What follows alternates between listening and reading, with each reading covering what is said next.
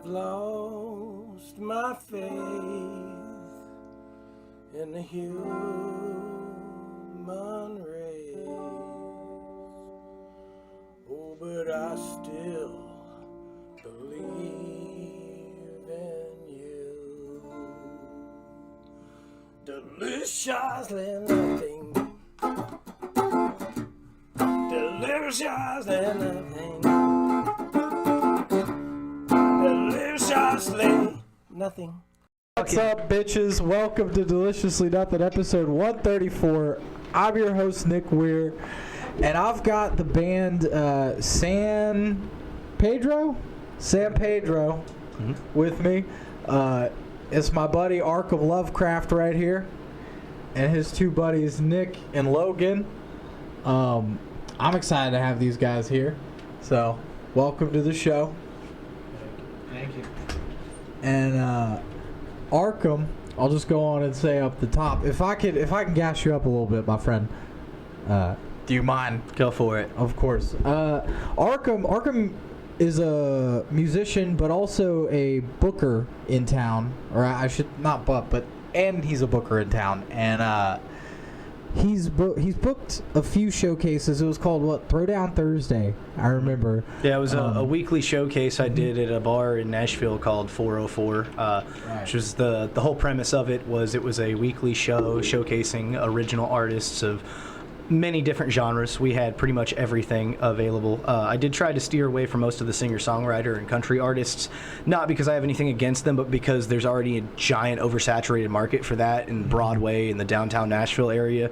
So my whole point with starting 404 was getting original artists that wouldn't mainly get stage play, and then combining where when you have 4 bands on a set list, there's always that period of time where there's no band playing and it's kind of dead inside, and that's when you get a lot of the crowd leaving. So I thought it would be a cool idea to add comedians to that. Yes. And so, yeah, we started booking comedians and having them perform while the bands were setting up in the background before they did their sound check. And I think it went well for the most part. We had a bunch of shows that did really, really well, other ones that didn't. But, you know, it was a Thursday, so that's always a kind of risque day to run shows. True, but it was important, at least for the stand-up scene, for the time you were running that show, because it gave people like me and John time to like run 10 minutes, run 15 minutes. I did notice that once I started doing the Thursday throwdowns, that I was already following all the comedian pages, and there was only like 2 clubs that were doing like open mics and having stuff at the time. Yes. And then the moment I started doing 404 Thursday throwdowns, I think within like a year we had like 4 or 5 different clubs pop up where they were doing comedy nights. Of course, Will has his Holistic Connection stuff on Fridays, I think, and then Tony was doing stuff at Up Down for a little while before. On Wednesdays. It was like a once. Which Up Down, bring that back. I don't know why the hell y'all stopped doing that, but that is way cooler than any of the other stuff y'all be putting on. Bring back Tony Capobianco and give them some comedy nights. I know. It was such a bummer that they stopped that. I don't know what happened with the management there, but bring it back, dude. I loved performing in that one too. I got to do a lot of your Throwdown Thursdays and some of Tony's Up Down shows, and they were super fun. Yeah. Always appreciate when people have stuff. And like now I'm part of this podcast and I get to help, bring comics in and hang out with musicians and stuff. And I've even brought a few musicians on the show too. It's been fun. And I produce a show now. I actually produce a crowdwork show at Third Coast at our smaller club. Yeah, I know that was one of the ones that popped up. I think they were running stuff before Thursday Throwdowns, but they started getting really big after. They've started letting more comics produce stuff these days. For a long time, it was more the improv stuff, and like Third Coast has been around since pre-pandemic, but they've definitely been a staple in our scene. Yeah. Does Allie still run stuff over there? I think Allie Thomas or Thompson. She does. She did produce something, I think, at Third Coast, but she doesn't now. I think she's more focused on like doing some of the classes and whatnot there. Fair enough. Yeah. it's a cool club. I enjoy it. Running a crowd work show is fun. We get a lot of weird suggestions because we don't do any material on it. It's just straight riffing, talking about silly shit. Or like we get into the crowd. Sometimes we don't get suggestions and we have to like just do normal crowd work and start talking to people, get to know them, make up stories about going on dates with them. I don't know. You know, it's so. Well, what is the? I actually want to shift and talk about you guys. Talk about the band. We don't need to talk about comedy on this shit right now. What was your inspiration for the name? So when we were deciding a name, we all agreed upon several rules. We wanted it to be something that no other big band has had before. So like, you know, we're not trying to steal anybody's name. Also, something that's short and sweet and easy to remember, but still sounds cool. So like those were the prerequisites, and we had come up with like a list of multiple different names. I don't even remember what the other names were anymore. But San Pedro was one that I put down on there because my favorite psychedelic is mescaline, and San Pedro is a cactus that contains mescaline. Like most people know about peyote more, Yeah, but San Pedro, and ayahuasca. That's popular too. yeah. But San Pedro is actually the one of two mescaline cactuses that are legal in the U.S. Like it's illegal to extract the mescaline from it, but the cactus itself is technically legal. So that it was just one of the things I wrote down on the list, and everybody liked it, and so we went with it. Oh yeah. And I think it effectively hit all the categories we were looking for.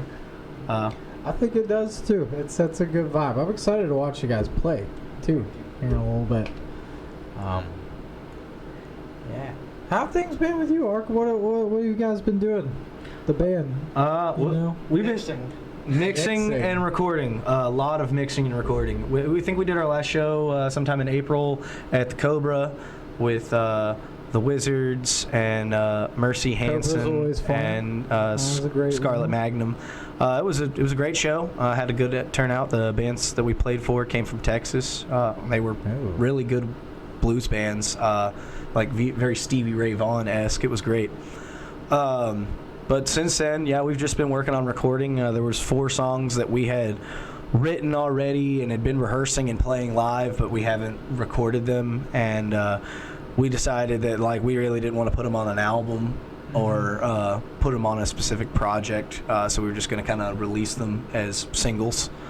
So we've been in the process of recording all those, as well as recording our cover of Mirror and the Blade and getting that all set. And that's been done for a while. We're just waiting on the record label to get back to us on all the like royalty contracts and all the permission slips and all that stuff. So that's the only complications we're running into to get that released. But as soon as that's taken care of, we're dropping that. And then we've also been writing a EP that is based on the Twilight Zone. It's going to be called Into the Ether, and like the whole album will be, each song will be one of the scenes from the 1980s horror movie Twilight Zone, like the one they made then. And yeah, each of the songs are coherent to one of those stories, and that's basically the concept of that one. And I think from there, we're going to go back, because this EP has been, while it's been a fun project to work on, been very restrictive. We're not used to having something where it's like, here's a story and a vibe we've already got laid down, and we have to go along with that and make it make sense and make it work. We mainly just all write songs kind of laissez-faire on our own, and then send them in to everybody, and then everybody learns the parts, and we craft it from there. And it's also, you know, because we're polyamorous as far as our genre goes. That's the term I think I like to go with, instead of just being like multi-genre, because everything we do is a different sound. You know, there's stuff from. So what was the vibe with like the first 4 songs that you guys are putting out, set aside from the Twilight Zone EP? They're a little bit more standalone songs. There's no real theme other than the fact that it's us. Yeah. Performing them, writing them, you know. Yeah, I think the songs we have is One is Wasted Time, which is like a kind of psychedelic-ish rock sounding song Okay. about Fun phone vibes. addiction. And then we got Flashbangs Equal Fire, which is an anti-cop song. Hell yeah. Gotta have that. You got Fuck 12, dude. ACAB. You got Hobo Johnny, which is... It's kind of just a rocker. Yeah, it's just like a real power rock song about a train hopping musician.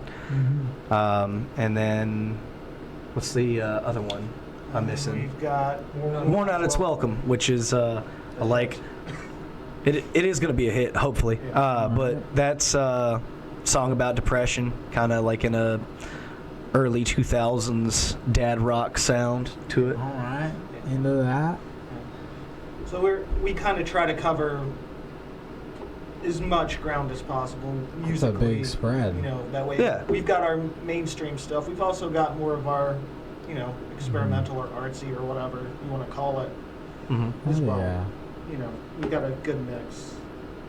Yeah. You gotta have a good mix like that. You can't always have like that We can't go one one mode all sound. the time. Yeah, I agree. I'm a big prog fan, and I'm a huge fan of like concept albums in general. So I'm very excited to hear what that sounds like. The Twilight one. Well, I feel like it's a little bit more fun if you like make your own concept album. It's like you've created your own story, because that gives you a little True. bit more wiggle room. Here we're having to go off of stories that are already written. I think that was been the kind of the big challenge with it. But I mean, we've gotten almost all of it done. I think we're like two there's so many songs short of. That's really just down to music fitting the vibe of the two existing songs, really, Right. Since it is concept, kind of want to keep... Yeah, you want to Yeah. keep it to the story, and the story is so important. That's really what makes the work good. Yeah. Right. In my opinion. Like, I'm a big fan of Aaron West and that like concept series. That was it Dan Campbell is the guy that writes all that stuff. He's the lead singer of the Wonder Years, pop punk band from Philly. They've got a bit more progressive these days, and a bit harder at times. They're fantastic, but yeah, he's got this whole concept album series where he's invented this character, and he really does like present as that character live. It's very different from how he is performing for his main band. So it's all that kind of stuff is super exciting. Genesis, right? Yeah, Where yeah. he'd put on all that. Or like Bowie, A little bit of art rock in there. Yeah, the art to it. So I guess more modern example would be like Papa Emeritus. So he's Yeah. got like the different incarnations each time. that's Ghost, right? Yeah. Okay, yeah, Ghost. That's like so performative. It's almost like theater. Mm-hmm. You know, it's like a whole other level to that. Two of my old friends are big Ghost fans, and they both got to perform as nuns on stage with him for a show. This was like pre-pandemic, I think, maybe like 2017 or 18, maybe 19, somewhere in there. Very cool. Yeah, I was a big fan of them in the earlier years with like Square Hammer and From the Pinnacle to the Pit and that era. I still appreciate some of their newer music, but a lot of it isn't my vibe as much. I feel like they've kind of gone they've gone a very poppy direction, and by all means they're allowed to do that. Like they don't have to be confined to one sound, because they've kind of always been a little bit all over the place. It's just the newer stuff doesn't vibe with me as much. But Feel that? I think they're retiring now as a project. Last I heard. Really? I think so. Yeah, they did their like final tour, and they're closing out everything. Whether they keep to that or not is up in the air. True. But they were a good Could band. I'm always not come back. really sure if either one of y'all really got too much into Ghost. Not a whole lot. I mean, I like what I've heard. I've just not dug deep into their catalog. Yeah, I think I discovered them when I was like 13 because of Xfinity Spectrum, like the on-demand thing. Just at night working out after school or on the weekends or whatever, and you'd want music playing, I'd go on there, and I saw a band called Ghost, and I was like, I wonder what this is, and I checked it out, and It was From the Pinnacle to the Pit, and that song was fucking killer. And so I checked out the rest of their catalog, and it was great. I liked the first like 2 or 3 albums, and the rest of them have songs on them that I like. But like I said, I don't think they've kept the same vibe that I enjoy as much. But they've done well with themselves. I'm surprised how popular they got so quickly because they didn't come out until like 2009 to 12, sometime around there. And they started blowing up and just shortly pre-pandemic. Yeah, it's like. And now they're one of the like most biggest commercial selling bands on the charts right now. Like That's true. I don't know that much about Ghost. I'll tell you that much. I actually thought they were much older than that by looking at them. I mean, the age of the members is pretty old, but as a band, they've only been a project since. That's wild. I think the earliest they may have came out was like 2008. Although I don't know 100% for that. I'd have to look that up. Good thing we've got supercomputers in our pockets at all times. That's true. At that time, I was a very, very big Coheed and Cambria fan. I listened to a lot of them. They kicked ass back then. Yeah, fucking Welcome Home. That was maybe like 4 years old or 2 years old at that time. That song ripped. You had like Rock Band. You guys remember that game? I fucking loved that game. I would play the shit out of Rock Band. watched Hey, people Guitar play Hero. Rock Band. They I never play it. Really? Really. Dude. They formed in 2006, but started gaining attention in 2010 with their 3-track demo, followed by a 7-inch vinyl, Elizabeth, and their debut album. So yeah, it took them 2010 to have a debut album, so that tracks on their timeline. And that was very true for a lot of bands around that time, that era. I just thought with like their like physical style and look that they were a lot older than that. That's wild. Well, they still have some of that energy from late 20th century. They do. They do have that vibe. They have that like old metal vibe look to me, you know. But very sick. Maybe I'll get into Ghost at this point. I don't know. You just talked yourself into fandom, man. Yeah, man. I've been listening to a lot of Sturgill since. I mean, if you like Coheed, you'd like Ghost. It's really. It's not the same genre. It's not the same genre, but it's kind of in the same vein of like if you'd enjoy either, you would enjoy the other type thing. I'm definitely one of those like millennial annoying prog fans. Like I'm a big Dance Gavin Dance fan also. Oh, Dance Gavin Dance is the shit. Dude. Everybody clowns on like the post-hardcore pop punk era, and I get it. There's a lot of cringy shit from that era, but at the same time, those bands are fucking phenomenal. I still listen to a majority of those on a regular basis. Hell yeah. Chiodos, really Dance Gavin Dance. Chiodos was great. Oh, fucking Circa Survive. Yeah, they were fun. Some of the more hardcore stuff like Kublai Khan. Mm-hmm. Big. I liked Under Oath a lot. That was fun. I really loved in high school, and it's fucking Suicide Silence, Bring Me the Horizon. I liked Bring Me the Horizon's first album. Everything after has been terrible. With the fucking aquarium on it. Yeah. Yeah, I think so.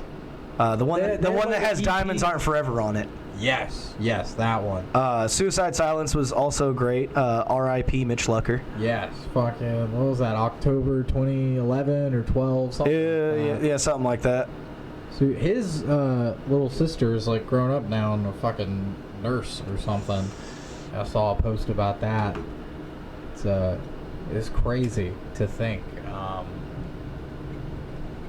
That whole era was so fun. You know, Arkham, did you grow up here? Nashville? Murfreesboro, but Nashville. It's kind of, but you adjacent. remember like the old Rocket Town and everything. So I'm 30, so like I was going to Rocket Town in like 2000. It's like 7, 8 to like 2012, 13. Yeah, I was going in that same era. And like Rocket Town was always conflicting for me because like I loved and appreciate that they were the only venue that would host those post-hardcore bands and the metalcore bands and any of that heavier shit. The no cursing thing got on my nerves. Because it's a Christian organization, and like I understand that in a sense of that, if you are a Christian organization, you already make it known that that's going to be a thing, and so you're going to want guidelines to be followed to an extent. Like you have that right as a business, but at the same time, you're hosting metal shows and very heavy metal shows, like. You gotta have some kind of leeway, and I feel like they were way too rough on us. Like the whole they allowed moshing at first, and then we're like, no more moshing. And they would constantly go back and like you could always mosh there though, even when people said fuck it. They kicked a bunch of us out for it. True. True. And they would get on to us for smoking cigarettes outside or.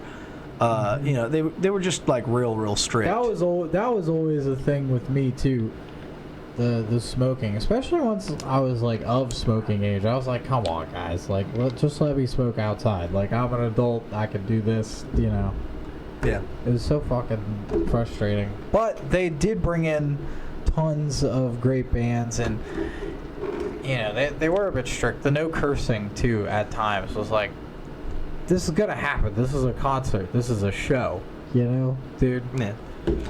It is very strange how much they wanted to appeal to the counterculture, but didn't want the. They don't want to be in the counterculture. They just wanted to. Yeah. Right. They're adjacent to it. Yeah. We're gonna have this giant skate park that's really nice on the inside. We're gonna host all of these hardcore metal and punk bands. But we're still going to hold super strict Christian ideals that don't align with the cultures. No sense at all. That drove me nuts, too. But, it is what it is. I respect them for what they did. It's kind of sad because they're still there. Like, Rocket Town still exists.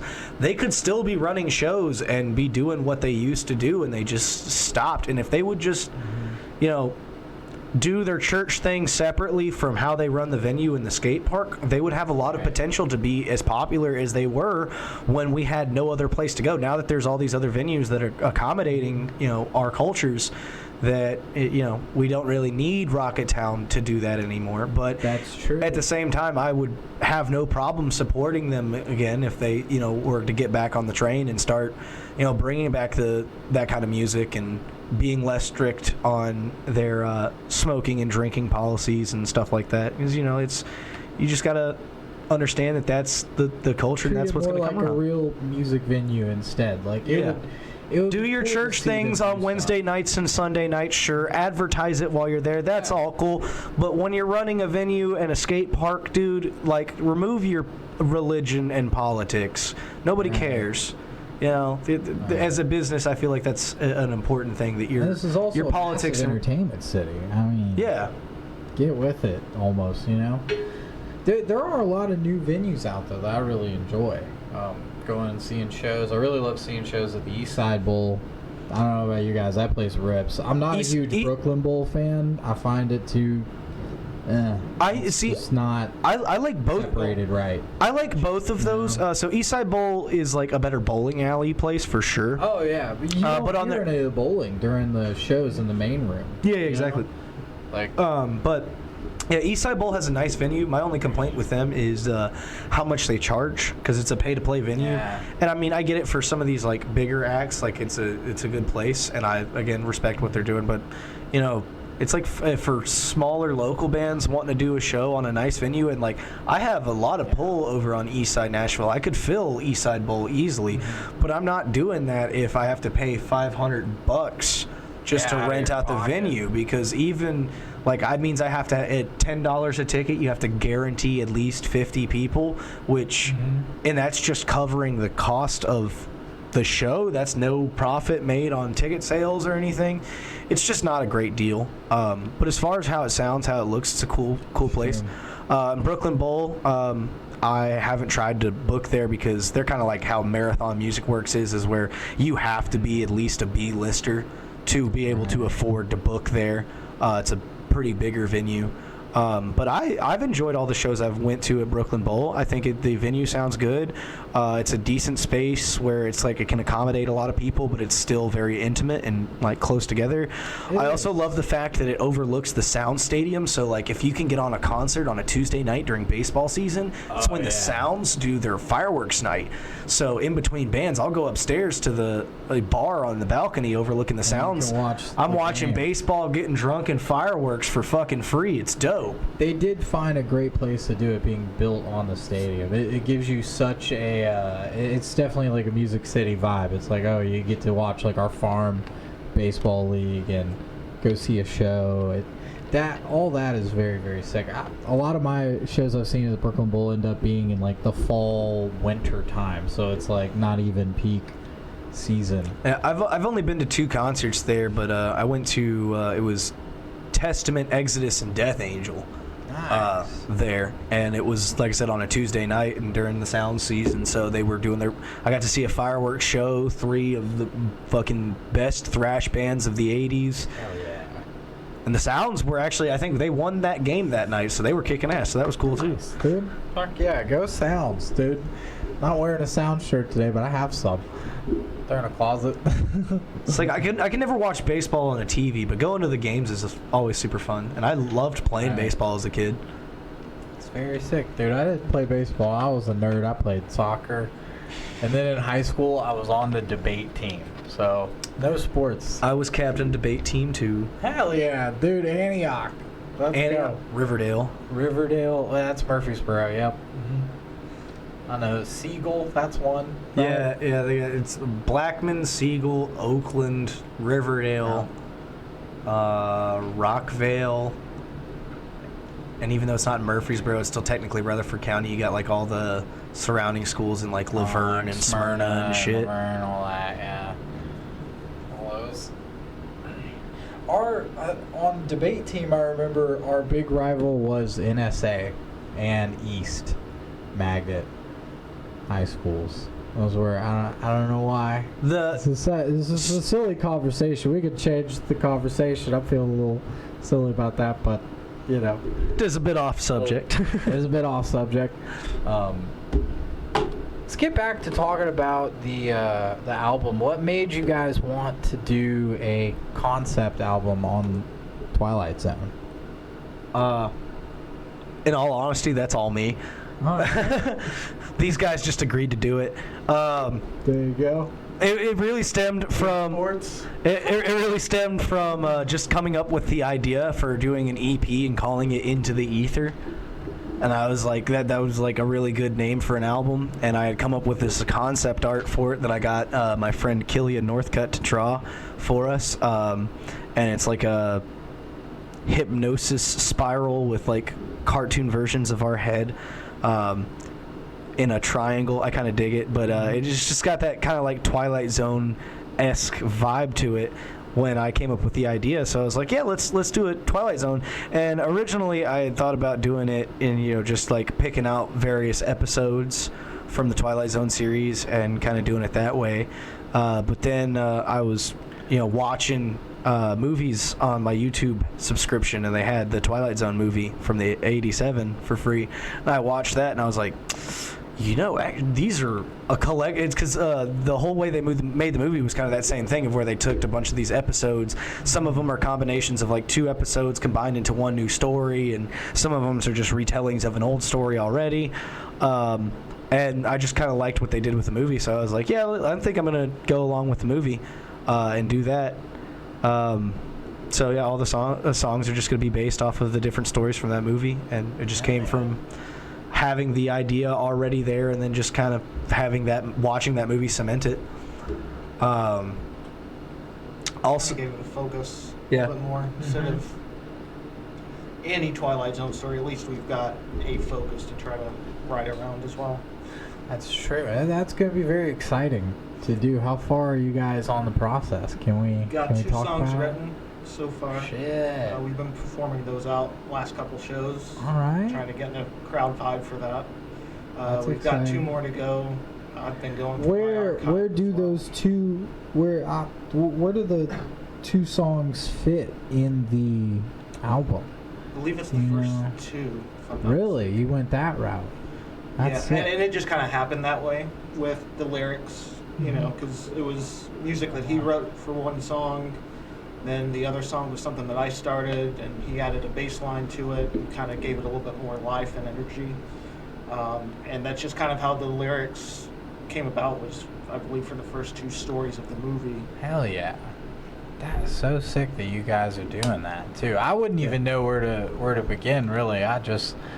We don't either. We're just doing it as it comes along. I'm honestly, I think one of the things I'm most excited for about it isn't even so much the music, is that because it's going to be Twilight Zone themed, I'm going to be writing like an intro and outro script for it in the style of like Rod Serling, like it's an actual Twilight Zone episode. And when I did that and came up with that idea, I searched the internet for every possible Rod Serling voice impersonator that I could find, and I came up with a catalog of like 25 different people that are most popular for it, and I hit them all up. And after getting the rates from everybody, the best rate I got was from the best possible option. We got Mark Silverman, who he did the Rod Serling tribute episode for the Jordan Peele's remake of The Twilight Zone. He also did the Rod Serling voice for the Tower of Terror ride at Disney. He was the king in Howl's Moving Castle, so this man was literally like a voice of my fucking childhood. Yeah, it was awesome. But yeah, Dude, I have a Princess Mononoke tattoo right here. Hell yeah. I'm a big fan. Yeah, so yeah, just the fact that getting Mark Silverman to be the like Rod Serling impersonator voice on the EP, I think is going to be really fun, and I'm super excited for the end product of that. And like I said, we've only got 2 songs left to write and record for that before we're good to go and get everything in motion and try to get that released. We don't have a definite date yet, but sometime this year is the ultimate goal, I would say. We have one. We had one. Well, that happens. See, that's sometimes. it's always tricky. It's always tricky being like a local band, like without a record label budget type thing, because like I can't pay someone to guarantee that I have a deadline being done. We all have to continue working our normal day jobs whilst running this band and do it's it. all self-funded. Yeah, it's all self-funded. It's all self-taken care of. And so, like, when anything goes wrong in the mixing process, like, we can't hold anybody accountable for that. It's all on us. And so it takes a lot longer to get a full finished product than people would realize when you're doing it on your own and you don't have unlimited free time to work on it either. Right, you have to dedicate your those 2 and 3 time hour windows to so many different things. Yeah. Yeah, and I appreciate you guys giving time to us to roll this, course. dude. I mean, Thanks for having us. of course. I don't know if we need to wrap it yet. I need to check. I'm gonna check time real quick on this thing, actually. Let me look. Going. While he's checking time, we are actually playing our first show since April next Saturday. Let me double check, make sure the exact date because I'm retarded. 27. 27th. Yes, the 27th. We both have been showing our tisms tonight. Right. The 27th, this upcoming Saturday, we're going to be playing at Springwater at show starts at, is it 8 p.m. or 9 p.m.? I think it's 8. Let's say 8. Yeah. We're going to say Drink with us beforehand if it starts at 9. Yeah, indeed. But it's us, Resistance House Band, which is a wonderful zombie and mad scientist themed punk band, and we also got Cassette Stress. So it should be a good ass show. $10 cover charge. It's 21 plus. But come meet us at Springwater, Nashville's oldest bar.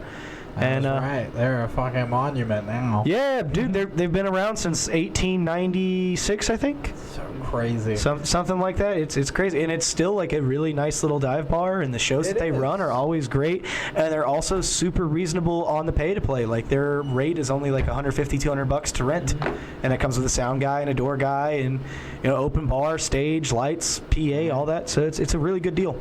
And Springwater is one that's always going to be around, let's hope, God willing, and there's always a rendition of comedy there. And I think the last time it was Shane Bianchi and Cam Shepard were the hosts of that one. It was a Thursday night open mic every week. It was the early mic, so it was at like 6 o'clock. Well, yeah, because they literally have a thing where like you're not allowed to do concerts before. I think 8 p.m. is the earliest, but they prefer you to start at 9. Yeah. Like, they're the only bar that does that. Every other bar is like their shows start at 6 to 8, and are done by 11. Springwater is like, nah, we're going to start at 9 o'clock and end at midnight. Right. It was very wild that they let like comics do what we did, you know? So it's crazy. But shout out Springwater, man. Great venue. You guys are there next week? Mm-hmm. Yep. Hell yeah. Upcoming Saturday, like I said, we're playing with Resistance House Band and Cassette Stress. Let me drop some show dates. I've got Funny on the Spot at Third Coast Comedy Club, of course. That is August 2nd. I've also got it again September 6th and October 4th on that one. Those are going to be fun lineups. I've also got Louisville in September, Planet of the Tapes September 20th, and Terrific Comedy Hour in Huntsville, Alabama, September 28th. Come hang out at some shows, dude. It's been our time, Deliciously Nothing, with fucking San Pedro and the sweet arc of Lovecraft. I love you, buddy. I've missed you, dog. Indeed. Yeah. It's been a while. Yeah, it's been a long time. I still have your fucking, like, Bucky's sticker thing in a drawer. I'm trying to figure out where I want to put it on. Dude, I'll give you more. I think I've got some still in the car. All right, folks. Well, this has been a good time with you guys, and I just want to say, fuck you all. Good night.